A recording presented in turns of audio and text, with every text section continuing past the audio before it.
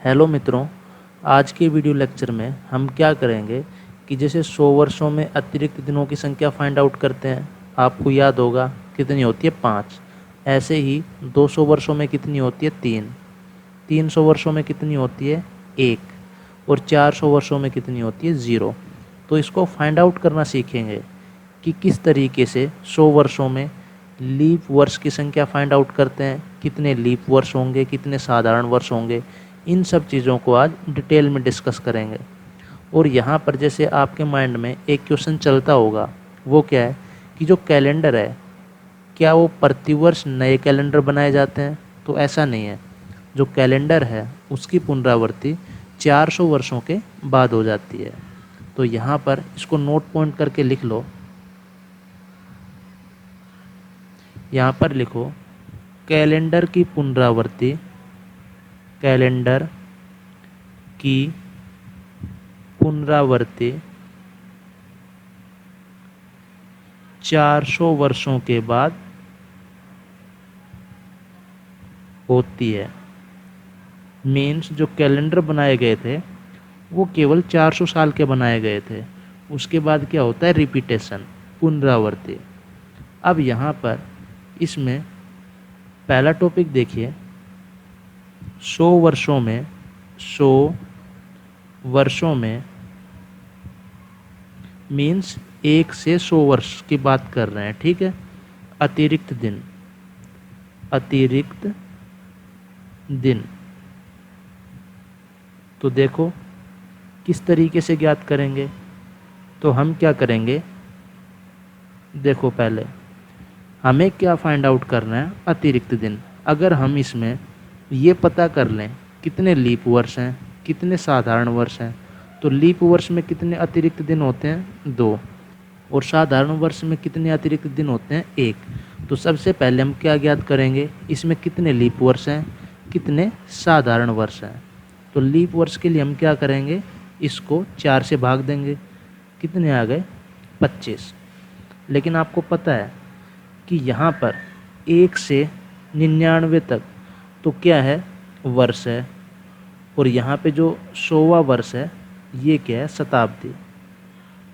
शताब्दी को हम 4 से नहीं किससे भाग देते हैं 400 से, और वर्ष को हमेशा 4 से।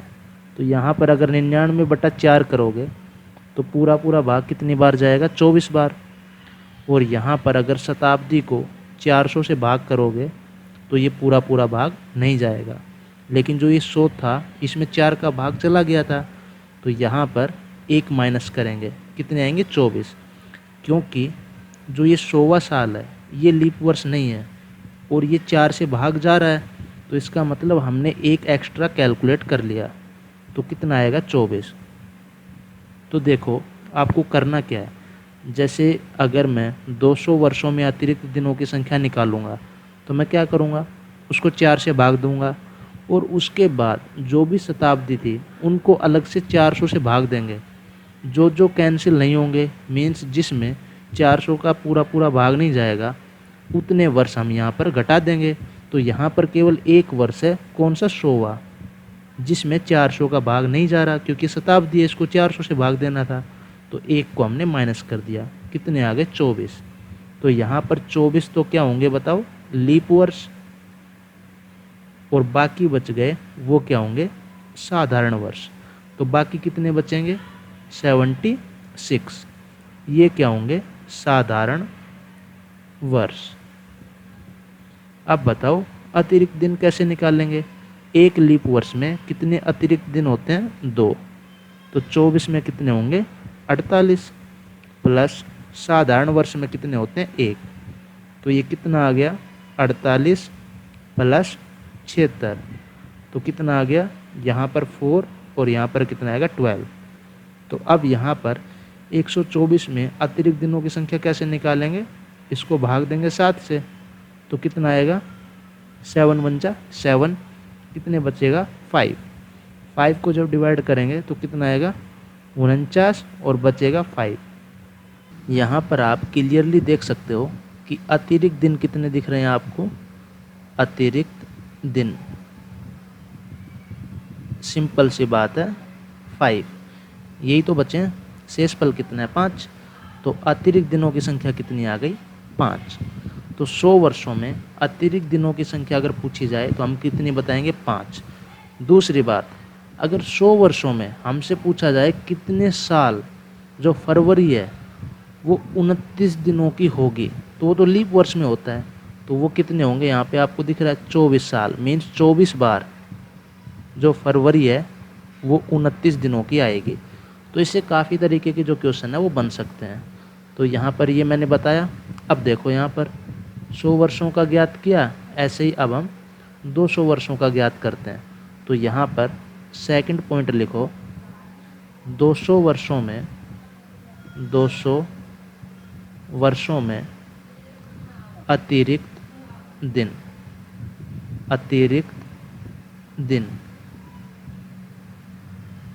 तो सबसे पहले हम लीप वर्ष और साधारण वर्ष की संख्या ज्ञात करेंगे। तो वो कैसे करते हैं बताओ। 200 को पहले हमने 4 से भाग दिया, कितना आ गया 50।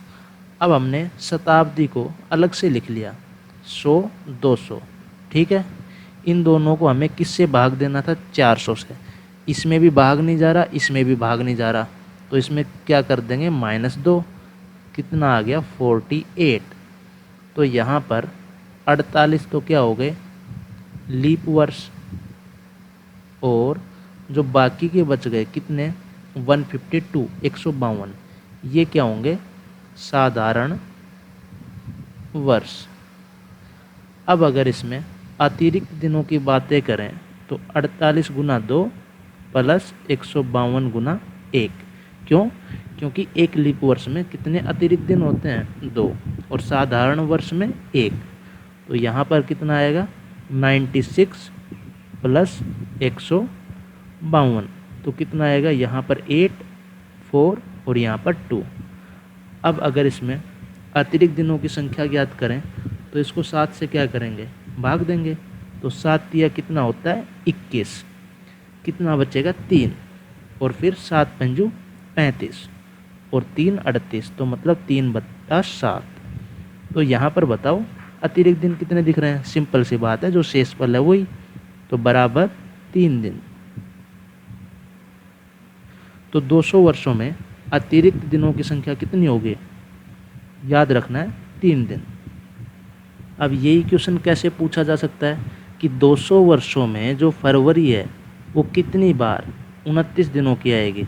तो जितने लीप वर्ष होंगे, तो यहाँ पर लीप वर्ष कितने दिख रहे हैं आपको 48, तो इतनी बार जो फरवरी है वो 29 दिनों की आएगी। अब यहाँ पर तीसरा पॉइंट डिस्कस करते हैं कि 300 साल में कैसे निकालेंगे। तो यहाँ पर लिखो थर्ड पॉइंट, 300 वर्षों में अतिरिक्त दिनों की संख्या।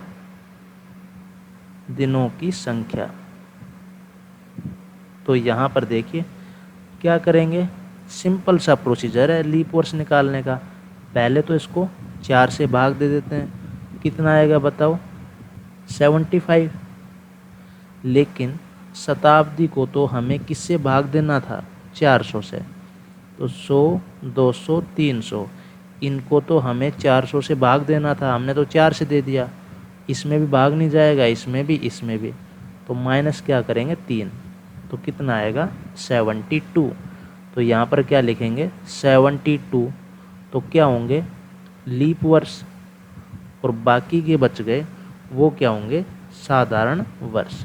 तो यहाँ पर कितने बचेंगे 228 क्या होंगे साधारण वर्ष। अब अगर अतिरिक्त दिनों की संख्या ज्ञात करें तो 72 लीप वर्ष में कितने होंगे 72 गुना 2 प्लस 228 गुना 1, तो ये कितना आएगा 144 प्लस 228, तो कितना आएगा 8 4 12, 4 2 6 और 1 7, 2 और 1 3। इसको अगर 7 से भाग देंगे तो कितना आएगा 7 पंजू 35 और 2 37, तो कितना आएगा 7 तिया 21, फिर 1/7। तो यहाँ पर अतिरिक्त दिन कितने दिख रहे हैं, शेषफल कितना है, 1, तो 1 क्या आ गया, अतिरिक्त दिन। अब ऐसे ही आगे देखो, 400 वर्षों में अतिरिक्त दिनों की संख्या कैसे ज्ञात करें। 400 वर्षों में अतिरिक्त दिन, तो क्या करेंगे, 400 को किससे भाग देंगे, लीप वर्ष ज्ञात करने के लिए 4 से, कितने आ गए, 100। लेकिन हमें पता है 100, 200, 300, ये तो शताब्दी है ना, 400, इनको हमें 400 से भाग देना था, हमने किससे भाग दिया, 4 से। इसमें भाग नहीं जाएगा, इसमें भी नहीं जाएगा, इसमें भी नहीं जाएगा, तो 3 में भाग नहीं जा रहा, मतलब 3 हमने एक्स्ट्रा ऐड कर दिए थे, तो कितना आएगा, 97। तो यहाँ पर 97 तो क्या होंगे, लीप वर्ष, और बाकी कितने बच गए, 303, वो क्या होंगे, साधारण वर्ष। तो अतिरिक्त दिनों की संख्या कितनी होगी, 97 इंटू 2 प्लस 303 गुना 1, कितना आएगा, यहाँ पर 14, 19 प्लस 303, कितना आएगा बताओ, 794। तो अगर इसको 7 से डिवाइड करेंगे कितना आएगा, ये 7 बार जाएगा और फिर 1, तो कितना आएगा, 71। तो इसमें शेषफल कितना बचा, 0। तो यहाँ पर क्या लिख सकते हैं, अतिरिक्त दिनों की संख्या, अतिरिक्त दिनों की संख्या, अतिरिक्त दिनों की संख्या बराबर 0। तो इसमें कोई अतिरिक्त दिन नहीं होते। तो अब इनको एक नोट पॉइंट करके लिख लो ताकि ये याद रहें, ठीक है ना। और इनका जो यूज़ है कि हमने ये सब चीज़ें क्यों सीखी हैं वो आपको आगे समझ में आएगा। बाकी जैसे जो बुक्स होती हैं उसमें क्या ये डायरेक्ट लिखा रहता है, तो यहाँ पर जो कन्फ्यूज़न है वो अब किसी प्रकार का नहीं रहना चाहिए। तो यहाँ पर लिखो 100 वर्षों में अतिरिक्त दिनों की संख्या,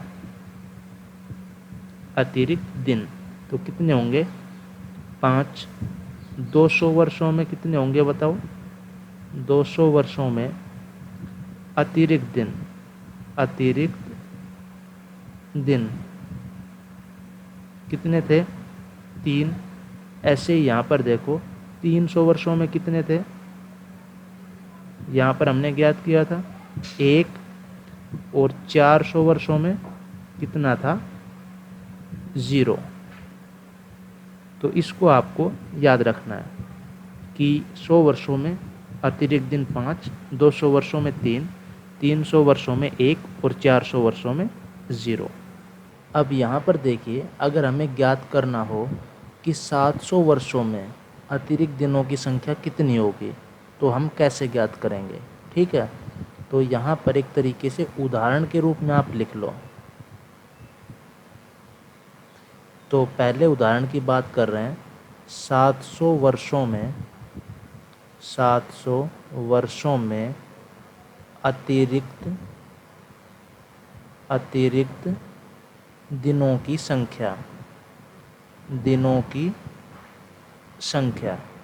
अब यहाँ पर देखिए, हमें पता है कि जो कैलेंडर है वो 400 वर्षों के बाद ही रिपीट होता है। तो हम क्या करेंगे कि जितने भी वर्ष दिए हुए हैं, मीन्स जो भी हमें शताब्दी दी हुई है, हम उसको 400 के गुणज के रूप में ही ब्रेक करेंगे। जैसे यहाँ पर जो 700 है इसको हम क्या लिख सकते हैं बताओ, इसको हम लिख सकते हैं 400 गुणा 1 प्लस कितना बचेगा, 300। मीन्स 400 के गुणज में ही आपको ब्रेक करना है। क्यों? क्योंकि जो कैलेंडर है वो 400 वर्षों के बाद क्या होता है, रिपीट होता है। तो यहाँ पर आप लिख सकते हो अब अतिरिक्त दिन कितने आएंगे, अतिरिक्त दिन 400 वर्षों में अतिरिक्त दिन कितने होते हैं, 0। 0 गुणा 1 प्लस 300 वर्षों में अतिरिक्त दिन कितने होते हैं, 1। तो यहाँ पर जो अतिरिक्त दिनों की संख्या आ गई वो कितनी आ गई, 1। अब इसी तरीके से देखिए जो दूसरा पॉइंट है वो ले सकते हैं 1600 वर्षों में अतिरिक्त दिनों की संख्या, अतिरिक्त दिनों की संख्या। तो इसको भी हम 400 के गुणज के रूप में ब्रेक करेंगे। तो 1600 को हम क्या लिख सकते हैं बताओ, 400 गुना 4। तो यहाँ पर अतिरिक्त दिनों की संख्या क्या आएगी, अतिरिक्त दिन। सिंपल सी बात है, 400 वर्षों में कितने होते हैं, 0। 0 गुना 4 इक्वल्स टू 0 दिन। तो 1600 वर्षों में अतिरिक्त दिनों की संख्या क्या आएगी, 0। तो अब मुझे लगता है कि आप किसी भी शताब्दी में अतिरिक्त दिनों की संख्या आप इजीली फाइंड आउट कर सकते हैं। अब यहाँ पर एक बहुत ही महत्वपूर्ण बिंदु लिखो कि हम किसी भी शताब्दी वर्ष का अंतिम दिन और प्रथम दिन किस तरीके से ज्ञात करते हैं। तो यहाँ पर लिखो शताब्दी वर्ष का, किसी भी शताब्दी का, ठीक है, शताब्दी वर्ष का प्रथम एवं अंतिम दिन ज्ञात करना, अंतिम दिन ज्ञात करना, ज्ञात करना। तो यहाँ पर देखिए, यहाँ पर लिखो शताब्दी वर्ष, शताब्दी वर्ष, और यहाँ पर लिखिए प्रथम दिन, यहाँ पर लिखो अंतिम दिन, अंतिम दिन, और यहाँ पर लिखो अतिरिक्त दिन, अतिरिक्त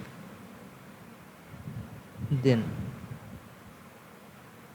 तो शताब्दी वर्ष में पहली शताब्दी की बात करेंगे, इसी तरीके से दूसरी शताब्दी की, तीसरी शताब्दी की और चौथी शताब्दी की। तो अब आपको ये तो पता है कि पहली शताब्दी का मतलब क्या है, 1 से लेके 100 साल। दूसरी शताब्दी का मतलब 101 से 200 साल की बात कर रहे हैं, और यहाँ पर 201 से 300 साल की बात कर रहे हैं, 301 से 400 साल की बात कर रहे हैं, ठीक है। आगे की बात क्यों नहीं कर रहे, क्योंकि इसके बाद जो कैलेंडर है वो क्या होता है, रिपीट होता है। तो इतने के ज्ञान से ही हम आगे की जो शताब्दी है उसका प्रथम और अंतिम दिन ज्ञात कर सकते हैं। तो सबसे पहले आप एक कॉन्सेप्ट समझिए, यहाँ पर मैं इसको लिख देता हूँ कि हम जो अतिरिक्त दिन है उसको हम किस तरीके से ज्ञात करते हैं, ठीक है। तो यहाँ पर लिखिए अतिरिक्त दिन, अतिरिक्त दिन। बताओ अतिरिक्त दिन किसके बराबर होता है, हम दिनों की संख्या में 7 से भाग देते हैं, उसके बाद जो शेषफल बचता है वो क्या होते हैं, अतिरिक्त दिन। तो अतिरिक्त दिन क्या क्या हो सकते हैं, शेषफल 1 बच सकता है, 2 बच सकता है, 3, 4, 5, 6, और 6 के बाद अगर 7 आएगा तो उसमें शेषफल कितना हो जाएगा, 7 से भाग देंगे तो 0। अब यहाँ पर 1 का मतलब होता है सोमवार, 2 का मतलब क्या होता है, मंगलवार, 3 का मतलब मंगल के बाद क्या आएगा, बुधवार, यहाँ पर गुरुवार, यहाँ पर क्या आएगा, शुक्रवार, फ्राइडे, यहाँ पर क्या आएगा, शनिवार, सैटरडे, और यहाँ पर संडे। तो यहाँ पर जैसे आपको लग रहा होगा कि जो सबसे छोटी संख्या है वो क्या है, यहाँ पे 0।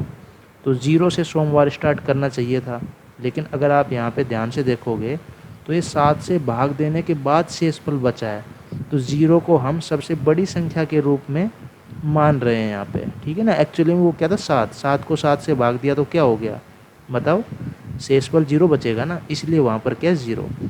तो यहाँ पर जो सोमवार है 1, 2 मंगलवार, 3 बुधवार, 4 गुरुवार, 5 शुक्रवार, 6 शनिवार और 0 को क्या कहेंगे, रविवार।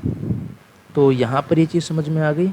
तो अब लिखो, यहाँ पर एक नोट पॉइंट और लिखो, किसी भी शताब्दी वर्ष का, किसी भी शताब्दी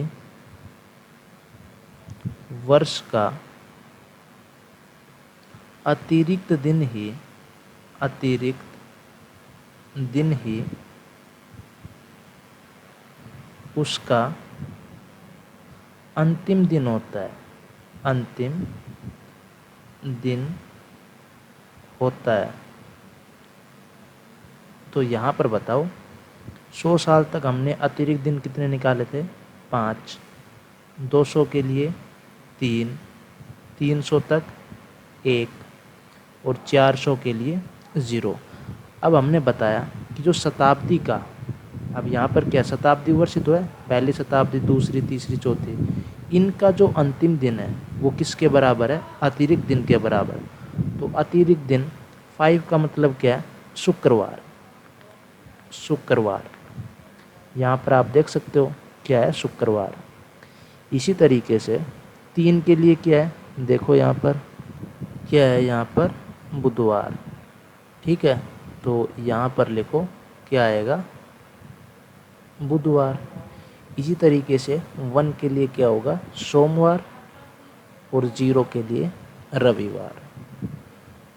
तो यहाँ पर अब आपको दिख रहा है कि किसी भी शताब्दी का अंतिम दिन क्या क्या संभव नहीं है, जो इसमें से बच गया, मतलब मंगलवार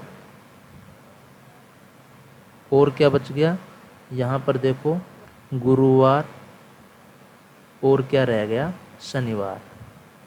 तो किसी भी शताब्दी के अंतिम दिन के रूप में ये 3 वार संभव नहीं है। इसी तरीके से यहाँ पर देखो, अब जो प्रथम दिन है उसको हम किस तरीके से ज्ञात करें।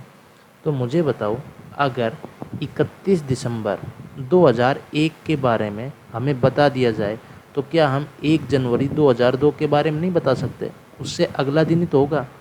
तो यहाँ पर 31 दिसंबर और जो 100 है, 100वां वर्ष है, उसके बारे में हमें बता दिया क्या है, शुक्रवार। तो 1 जनवरी 101 को क्या होगा, इससे अगला दिन ही तो होगा। तो क्या होगा, शुक्र के बाद क्या आएगा, शनिवार। तो यहाँ पर क्या आएगा, शनिवार। इससे एक अधिक, ऐसे ही बुधवार से एक ज़्यादा क्या आएगा बताओ, गुरुवार। और रविवार से यहाँ पर क्या, सोमवार। सोमवार से एक ज़्यादा क्या आएगा, मंगलवार, मंगलवार। और यहाँ पर देखो, रविवार से अगला क्या आएगा, सोमवार। तो ये तो रिपीट होता है, हर 400 साल के बाद रिपीट होता है ना, इसका मतलब यहाँ पर भी क्या आएगा, सोमवार। समझ में आ गया ये सब। तो ये वाला जो सोमवार है वो तो रिपीट होने वाला है, क्योंकि 400 साल के बाद जो यहाँ पर जो कैलेंडर बना था शुरू में, वही कैलेंडर रिपीट होगा। तो यहाँ पर भी क्या होगा, सोमवार। तो किसी भी शताब्दी के प्रथम दिन के संदर्भ में कौन कौन से दिन संभव नहीं है, ये देखो। यहाँ पर सोमवार आ गया, मंगलवार आ गया, और जो बुधवार है वो नहीं आया। तो एक तो बुधवार नहीं होगा, गुरुवार आ गया, फिर क्या होगा, शुक्रवार। शुक्रवार भी नहीं आया, तो मतलब शुक्रवार भी संभव नहीं है, शुक्रवार। और यहाँ पर शनिवार आ गया और रविवार नहीं आया, तो एक रविवार। ये किसी भी शताब्दी के प्रथम दिन के रूप में नहीं आ सकते, वो हमने यहाँ पर देख लिया। तो यहाँ पर अब एक दो छोटे क्वेश्चन की प्रैक्टिस करवा देता हूँ मैं इस कॉन्सेप्ट के ऊपर, ठीक है। और उसके बाद जो क्लास है वो अगले लेक्चर में कंटिन्यू रखेंगे। तो यहाँ पर देखिए, अगर मुझे ज्ञात करना है 17वीं शताब्दी का, 17वीं शताब्दी का अंतिम दिन, क्या ज्ञात करना है, अंतिम दिन। तो मैं कैसे ज्ञात करूँगा, देखो यहाँ पर मैं तो केवल अतिरिक्त दिनों की संख्या ज्ञात कर लूँगा। और अगर अतिरिक्त दिन अगर हमारे पास मिल गए तो शताब्दी वर्ष का जो अंतिम दिन है वो अतिरिक्त दिनों की संख्या के बराबर ही तो होता है। जैसे यहाँ पर 1 को सोमवार, 2 को मंगलवार लिखा था, तो 1700 को मैं क्या लिखूँगा, 400 के गुणज के रूप में। तो कैसे लिखूँगा, 400 गुना 4 प्लस 100। तो इसमें अतिरिक्त दिन कितने आएंगे, 0, और यहाँ पर कितने आएंगे, 5। तो अतिरिक्त दिनों की संख्या क्या होगी, 5। और 5 के लिए आपको पता है क्या होता है, शुक्रवार। तो यहाँ पर क्या आएगा, शुक्रवार। तो इस सीरीज़ को आगे कंटिन्यू रखेंगे। आज के लिए इतना ही। इससे रिलेटेड जो क्वेश्चन है वो अगली जो क्लास होगी उसमें डिस्कस करेंगे। तो यहाँ पर आप बताइए आज की जो क्लास है वो कैसी लगी, ठीक है। और अगर कोई इम्प्रूवमेंट चाहिए तो आप कमेंट बॉक्स में कमेंट करें। धन्यवाद।